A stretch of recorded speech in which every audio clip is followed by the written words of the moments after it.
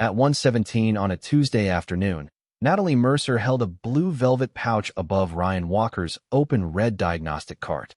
The diamond and emerald necklace inside had belonged to her mother.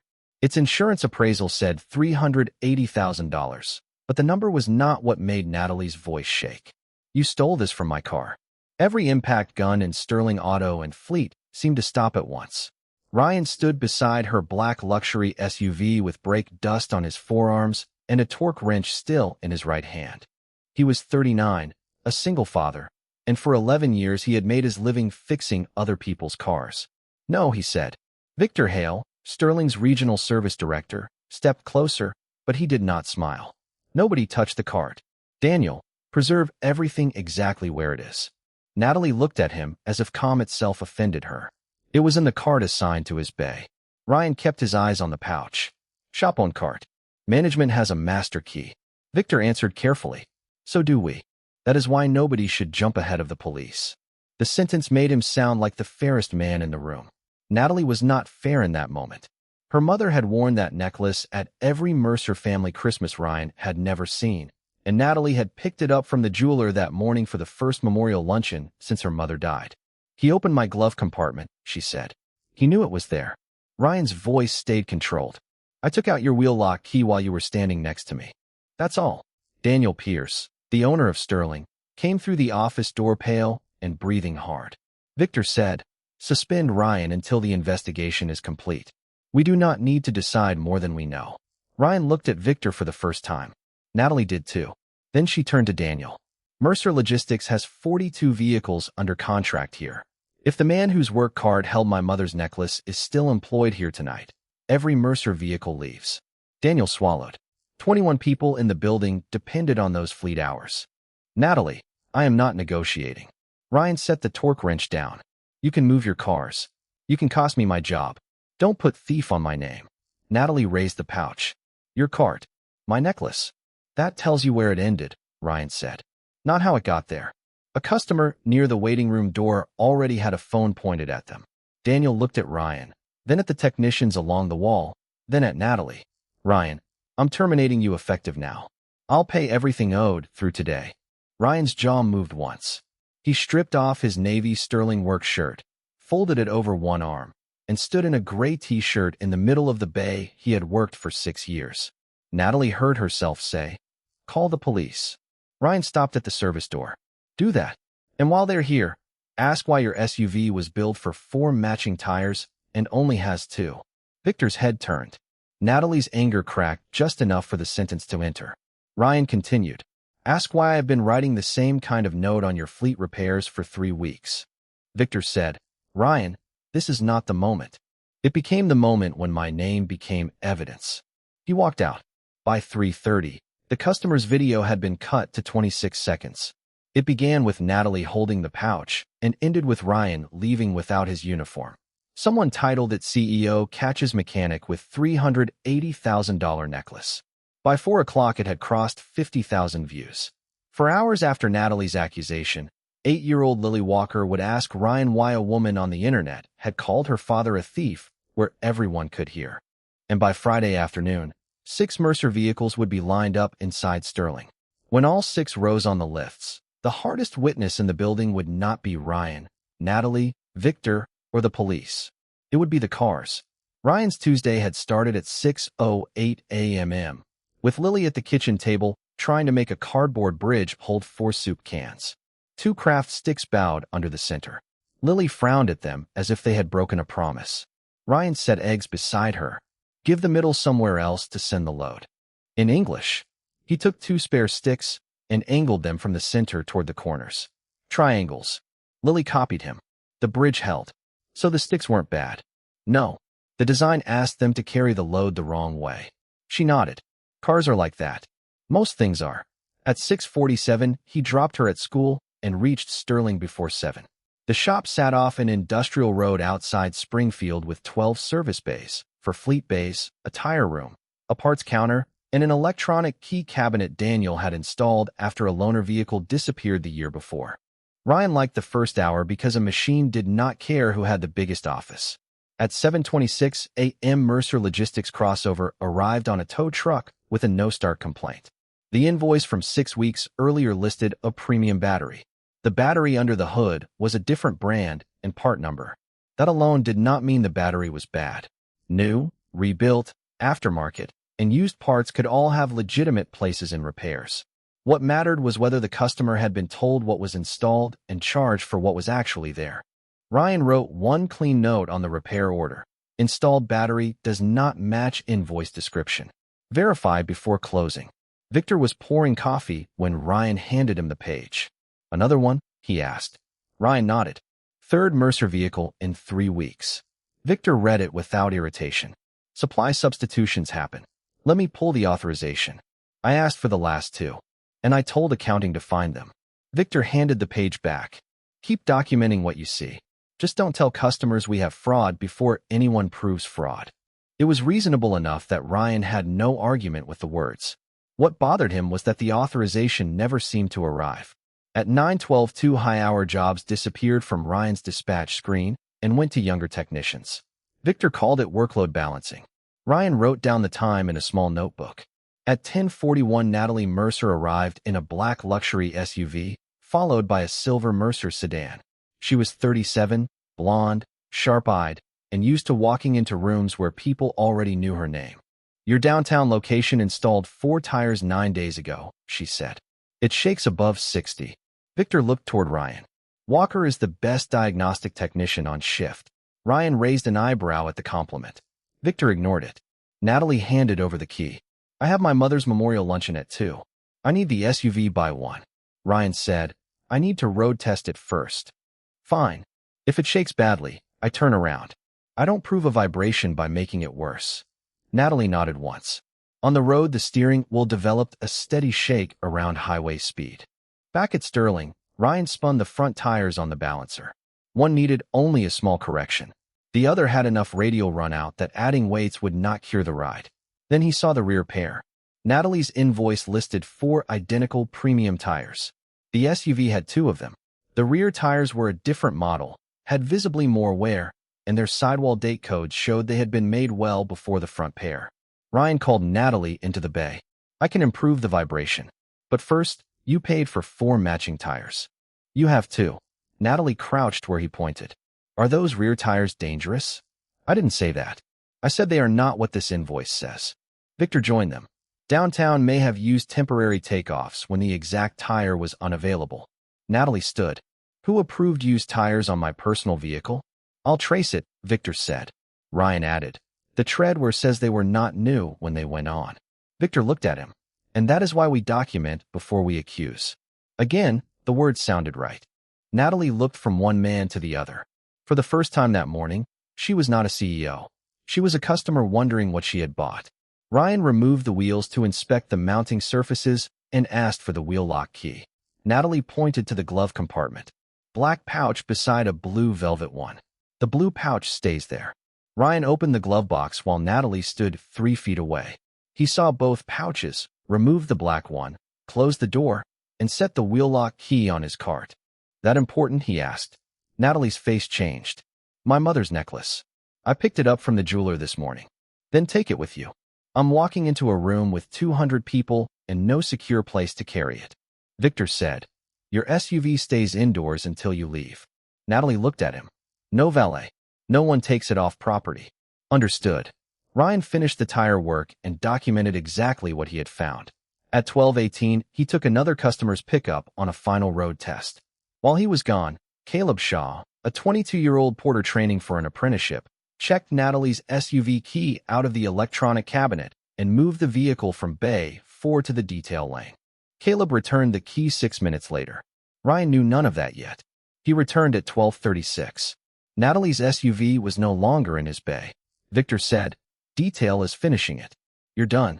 At 12:52, Natalie burst through the service door. Where is the blue pouch? Ryan looked up. Glove box. It's gone. Daniel locked the exterior service doors and told everyone to remain available. Caleb went white when he heard which car it was. Victor said, nobody starts blaming the porter because he moved a vehicle. We preserve access, we search shop property, and we let police do police work. Caleb looked at him with visible relief. Ryan noticed that too. Natalie showed Daniel a photo of the necklace. Emerald center stone, diamond halo, old clasp with a tiny repair line. Personal toolboxes stayed locked until police could address them. The shop-owned diagnostic carts were different. They held shared scan tools, meters, sensors, and adapters. Daniel kept management access for emergencies. The red cart assigned to Bay 4 was locked. Daniel opened it. First drawer, scan adapters. Second, meter leads. Third, under a folded cable, the blue velvet pouch. Natalie made a sound Ryan would remember longer than the accusation. She opened it. The necklace was inside. Police arrived, photographed the cart, photographed the pouch, took names, and asked for the shop to preserve records. Victor told Daniel again, suspend him. Let the facts finish. Natalie stared at Ryan as if the necklace had already finished them. If he works here after this, Mercer leaves. Daniel's decision came 10 minutes later. Ryan was fired. Victor did not celebrate. He stood beside Natalie with his arms folded and a face that said he hated what evidence had forced everyone to do. That expression would matter later.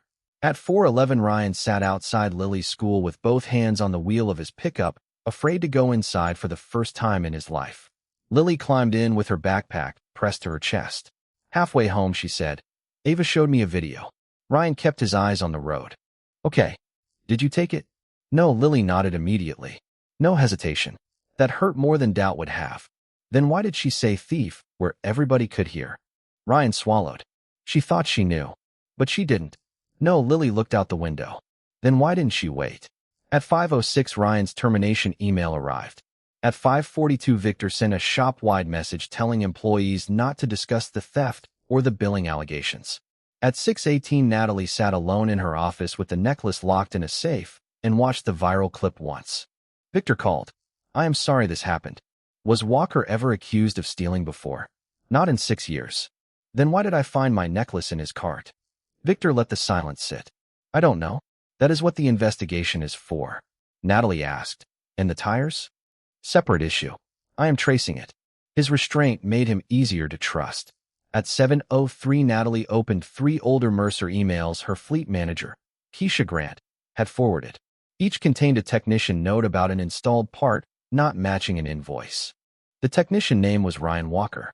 Victor's office had closed 2 of the notes as technician error. Natalie read the phrase twice. At 8:20, she called Keisha. Pick 6 Mercer vehicles serviced at Sterling in the last 90 days. Random. Not the biggest repair bills. Why 6? Because if Ryan was wrong, random cars should show it. And if he wasn't? Natalie looked at the necklace safe. Then I need to know what else I was wrong about. By Wednesday afternoon, a neutral fleet garage had inspected only 3 of the 6 vehicles. Natalie stopped the process there because she wanted Sterling and counsel present before anything else was disturbed. 3 cars were enough to ruin her sleep. One had been billed for a premium battery but carried a different brand and part number. One had been billed for 4 matching tires but wore 2 different rear tires with substantially more tread wear. The third had a front brake repair whose installed part markings did not match the parts listed on the final invoice. The neutral technician wrote one sentence Natalie could understand.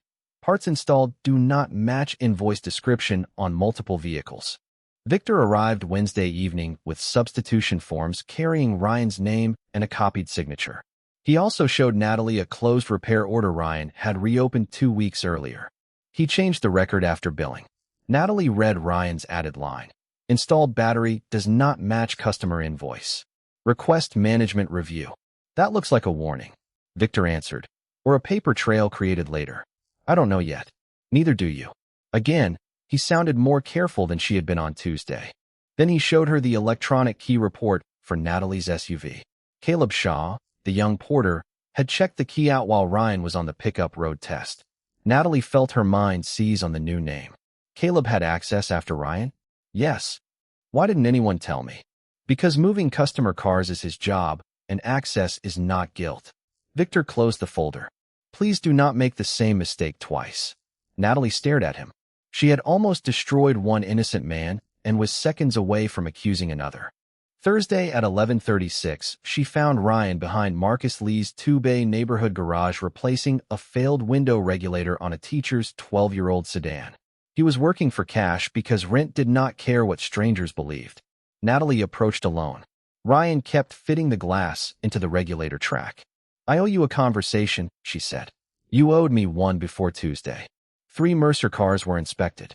All 3 have parts that do not match their invoices. Ryan tightened one fastener and stopped. And Victor has forms with your signature approving substitutions. I did not sign them. He also has a key report showing Caleb moved my SUV while you were gone. Ryan looked at her. So now it's Caleb? I didn't say that. You were about to. Natalie did not deny it. Ryan removed his glove. Caleb moved cars all day. That is his job. A key near his name does not make him a thief any more than a necklace near mine made me one. Then help me understand the repair side. It's simple. A rebuilt part can be fine. An aftermarket part can be fine. A used part can even be the right answer on an old vehicle if the customer knows what they are buying. The lie is charging someone for one thing and quietly putting on another. That's it. That's enough. Natalie showed him the forms. Ryan looked at his copied signature and said, that is from a safety sheet. I use that long or when I'm standing at a counter. I don't sign repair orders that way. Can you prove that? Not by talking harder. He handed the phone back. Finished checking the 6 cars. Then lined them up with the invoices and asked the shop to show the approvals. 1 car can be a mistake. 6 random cars tell you whether you have a pattern. Natalie asked him to come Friday. Ryan refused. Then his phone rang. Lily's school had received complaints about the viral theft video and asked Ryan not to volunteer at Friday's science night until the matter was resolved. He listened without arguing. When he hung up, Natalie had heard enough. Ryan, I am sorry. He looked at her. Sorry is what you say after the damage. I need you to stop adding damage while you figure out who deserves it. Natalie swallowed. I have not accused Caleb. Good. Keep learning. She started to leave. If Friday proves you were framed, I will correct what I said publicly. Ryan's answer was immediate. If Friday proves it, don't correct me as a favor. Correct yourself because it is true. Thursday night gave Natalie no clean answer. Vehicles 4, 5, and 6 were brought to Mercer's secured yard, but left untouched for the joint inspection. Victor kept feeding her facts that could be true without being the truth. Sterling had purchased many of the premium parts listed on Mercer invoices. Shops did face-back orders. Repair orders did change. Some removed components did go back for credit. Ryan's technician number appeared on several jobs because he had actually worked on the vehicles. None of that explained why the parts physically on the cars did not match what Mercer paid for, but it made the story messy enough to resist an easy villain. At 7:40 p.m., Victor called Natalie. Caleb asked Daniel for extra hours last month. He needs money. Natalie closed her eyes. Do not do that. Do what? Turn financial stress into evidence. Victor was quiet. She heard Ryan's voice. A key near his name does not make him a thief. I was only giving you context, Victor said. Then give me records tomorrow, not character. It was the first time Natalie pushed back hard enough to make him stop talking. At 8:15, she called Daniel Pierce and asked one question. When you installed the key cabinet, can it tell us only which employee checked out a vehicle key, or can it also track management master keys? Daniel said, both. Vehicle keys use employee credentials. The drawer with management overrides requires the manager to authenticate separately. Can anyone rewrite the history? Not from the shop floor. Do not send me the report. Why? Because I don't want another screenshot deciding someone's life. Print it in front of everyone tomorrow. Daniel agreed. Natalie then called Ryan. I have not looked at the full key history. Good. Daniel says the system tracks the cart master key too. Silence. That matters, Ryan said. Why? Because whoever planted the necklace needed 2 things. Your SUV when I was gone and a way into that cart. Caleb had one. Maybe. Did he have both? Natalie looked at the dark windows of her office. I don't know. That is a better sentence than Tuesday. She accepted the hit. 6 cars. 5 p.m. Daniel, outside counsel, Keisha, an independent master technician, Caleb, Victor, and you. Why Caleb? Because his name is already in the mess, and I will not let people discuss him like evidence while he waits outside. Ryan was quiet long enough that she thought he would refuse. I'll come for Caleb and the cars, he said. Not for you. Fair. At home, Lily was rebuilding the cardboard bridge for science night, even though Ryan had been told not to volunteer. She added another diagonal brace and tested it with 6 soup cans. Dad, yeah. Is the lady still wrong? Ryan leaned against the counter. She knows she might be. That sounds slow. Truth is slow when people are scared of what it costs. Lily pressed the brace into place. Does she still think you did it? Ryan thought about Natalie saying I don't know. I think she finally stopped pretending she knows. Lily nodded. That's better. Ryan wished it felt better. His job was still gone. His name was still searchable beside the word thief. The school had still asked him to stay away. Friday did not promise justice. It promised 6 cars, a set of keys, and a room full of people who had already learned how expensive certainty could be. At 4:58 Friday afternoon, 6 Mercer vehicles rolled through Sterling Auto and Fleet in a line. Daniel had cleared bays 2 through 7 and closed the service drive to customers. The technicians still on shift stood along the back wall. Natalie arrived with Keisha Grant and Dana Brooks, an independent master technician from another shop. Caleb Shaw came in wearing his gray porter shirt and looked as though he had not slept. Victor arrived last in a dark suit with the same calm face he had worn all week. Ryan entered through the side door in a plain navy work shirt Marcus had loaned him. No sterling patch. No company name. Victor looked at him. You are not employed here. Daniel answered. He is here at my request. Natalie looked at Caleb. So are you. No one is putting your name into a theory while you stand outside. Caleb nodded once. Victor said, I agree. Ryan studied him. If Victor was guilty, he was still refusing to play the obvious villain. Dana began with the first vehicle. Invoice, 4 matching premium tires, installed 41 days earlier. The rear pair were a different model with more wear. Dana checked tread depth and the sidewall identification. These were not the 4 matching tires listed here. Vehicle 2 had been billed for a specific premium battery. The battery under the hood carried a different brand and part number. Vehicle 3's brake invoice listed a specific new pad and rotor package. With the wheel removed, the installed part markings did not match the build components. Vehicle 4 repeated the tire problem. Vehicle 5 repeated the battery problem. At Vehicle 6, Dana spent almost 10 minutes underneath the front end, checked the invoice twice, and stood up. I cannot prove a mismatch on this one. Keisha looked disappointed. Ryan said, then it is clean for today. Victor glanced toward Natalie. 5 out of 6 is not 6. Ryan met his eyes. Correct. 5. The truth does not need help from me. That line changed the room more than a perfect score would have. Daniel gave the order. Raise them. 6 lifts hummed. 6 Mercer vehicles rose together until tires hung at eye level and the underbodies caught the white shop lights. The technicians along the wall went still. Natalie looked up at the vehicles her company had trusted Sterling to maintain and felt the visual weight of 5 mismatched repairs in a way spreadsheets had never created. Dana moved bay to bay and placed a bright evidence tag on each verified mismatch. 5 tags. 1 empty windshield. Victor did not retreat. You have proven substitutions. Not fraud. The forms show Ryan approved them. Keisha laid the forms on an alignment rack. Ryan's signature sat on 4. Daniel brought purchase records from the parts department. Sterling had actually bought many of the premium components Mercer had been billed for. Natalie asked, if Sterling bought them, where are they? The parts manager answered, some have valid supplier credits. 3 do not. Those part numbers were transferred to a regional resale account. Authorized by? The parts manager looked uncomfortable. Regional service. Victor said, that account handles excess inventory. Normal operation. Dana pointed toward the 5 tag cars. Then normal operation still has to explain why the paid parts are missing from these vehicles. Victor turned to Ryan, and he had access to every one of these jobs. Ryan said nothing. Victor looked at Natalie. You wanted a villain. The cars gave you discrepancies. They did not give you a thief.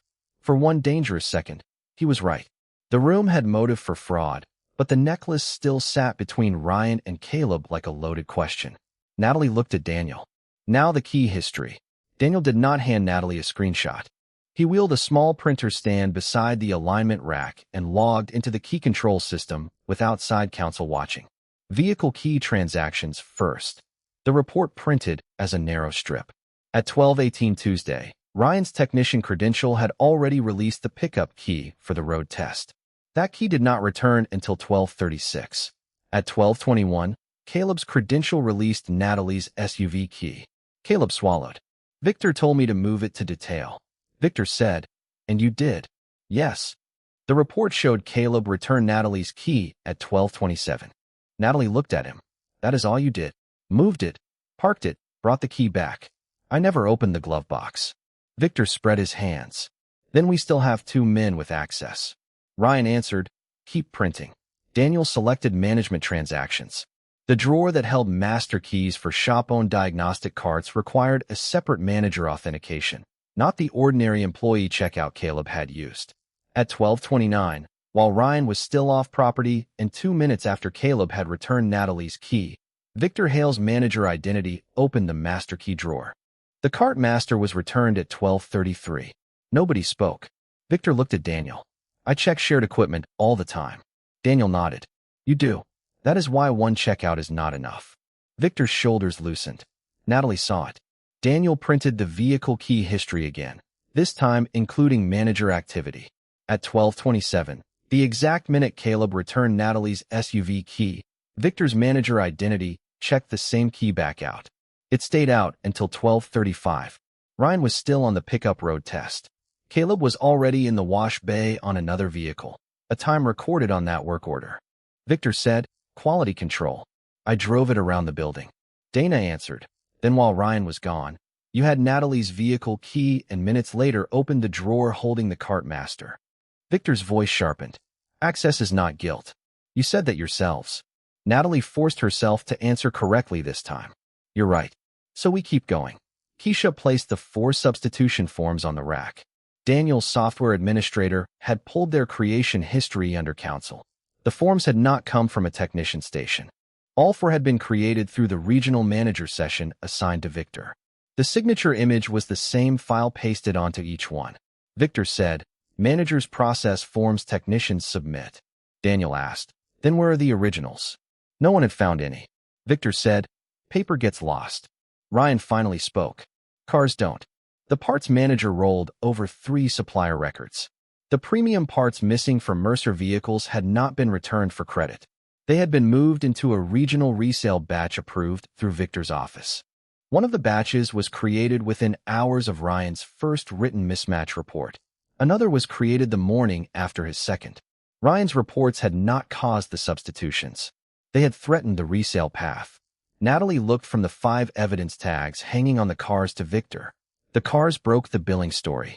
The resale records traced missing paid parts. The false forms came from Victor's manager session, and the key history placed him with both Natalie's SUV key and the cart master while Ryan was away. Victor did not confess.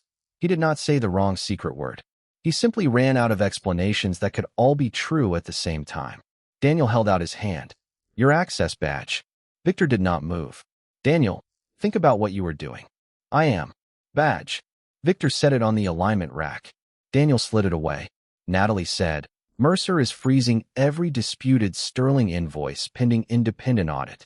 The necklace case, the forms, the key records, and the resale records go to counsel, our insurer, and the investigators already assigned to the theft. Victor looked at Ryan as though Ryan had engineered the room. Ryan shook his head once. I asked you to correct the invoices. 2 investigators waiting in the front office entered the service drive with counsel. They did not handcuff Victor for a conclusion no court had reached. They told him they needed a formal interview and that company records and property were to remain in place.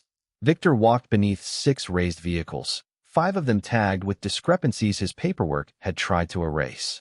The same technicians who once lowered their voices when he entered watched him leave. No one looked down.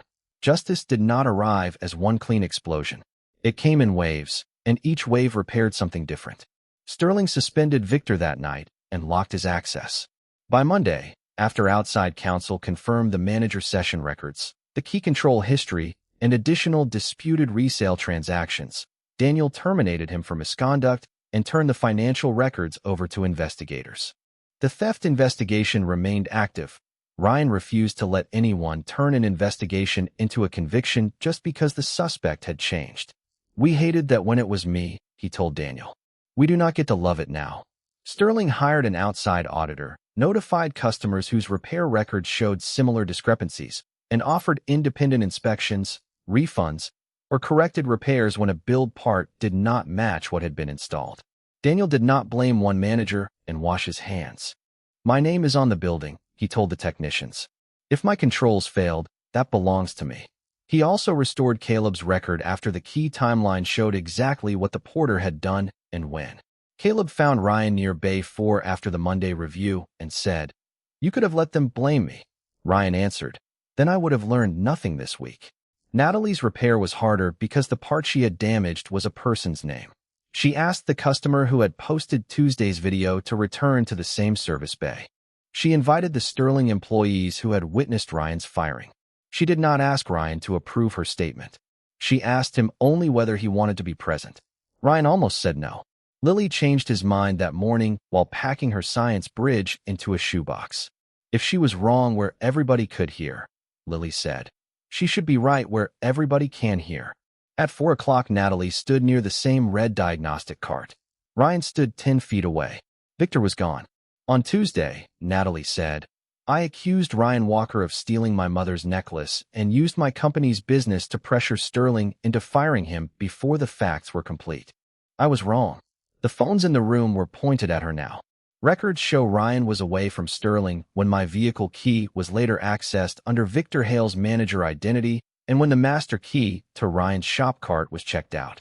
Ryan had also been documenting billing discrepancies involving Mercer vehicles before I accused him. I treated his warning like an excuse because anger made certainty feel easier than doubt. She turned toward Ryan. "I cannot give your daughter back the days she heard strangers call her father a thief. I can correct the record everywhere I helped damage it." Mercer had already sent written corrections to employees and clients, contacted outlets and local accounts that repeated Natalie's accusation, and given Ryan a letter stating Mercer had no evidence he stole the necklace and that available records supported that he had been framed. Daniel offered Ryan reinstatement, back pay, restored benefits, and written protections for technicians who documented good faith parts discrepancies. Ryan read the offer and said, "I need one night." Natalie waited until the bay emptied. "I am sorry," she said. Ryan looked at her. "I believe you are sorry." Relief touched her face, then stopped when he continued, "I do not know yet if I trust you." Natalie nodded. "That is fair. No, it is accurate." She absorbed the difference. The next afternoon, Lily's school removed the volunteer restriction after Natalie's correction reached the parent group. Ryan sat in his pickup outside the school and let relief arrive without trying to call it victory. 3 weeks later, Ryan was back at Sterling because Daniel had put the changes in writing and because Ryan still loved the moment when a machine stopped being a mystery and became a problem with a cause. He returned as lead diagnostic technician, not regional manager. He wanted a lift, tools, and the right to write what he saw without asking permission to protect someone's title. The red diagnostic card in Bay 4 had a new lock and a checkout record for its master key. Caleb had started his apprenticeship. 5 Mercer vehicles had been corrected. The 6th had needed no correction, and Ryan made sure that facts stayed in every report because truth did not become stronger by rounding up. On a Thursday afternoon, Natalie's black SUV rolled into the service drive. Ryan looked at the appointment screen. Customer requests Ryan Walker. Complaint: slight vibration at highway speed. He walked outside. Natalie stood beside the driver's door holding the key. She placed it in his palm. "No assistant. No security. Glove compartment is empty," she said. Ryan almost smiled. "That was going to be my second question. What was the first? When did the vibration start?" She laughed once. He road tested the SUV, found one wheel slightly out of balance, corrected it, tightened the wheel fasteners to the vehicle specification, and verified the vibration was gone. When he returned to the counter, Lily was sitting on a stool with her cardboard bridge beside her backpack, waiting for Ryan to finish his shift before science night. Natalie stopped when she saw her. Lily looked at the woman from the video, then at the key still lying beside Ryan's repair order. "You trust my dad with your car now?" Natalie did not look away. "Yes." Lily considered that. "Do you trust him more than you did?" Natalie said, "I trust him. The harder part was learning not to trust my own certainty so quickly." Lily nodded as if that answer passed inspection.